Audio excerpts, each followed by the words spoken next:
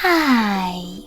In front of me is Samsung Galaxy A20s, and today I would like to show you how you can switch on or off fast charging on this Samsung.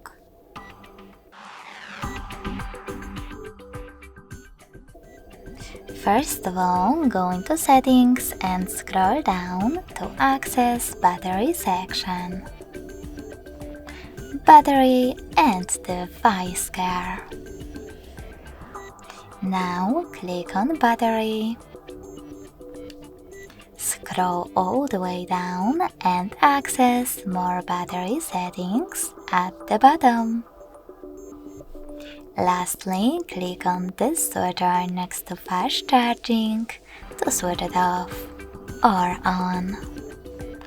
Thanks so much for watching. If you enjoyed this video, smash that like button, comment, and subscribe. Bye!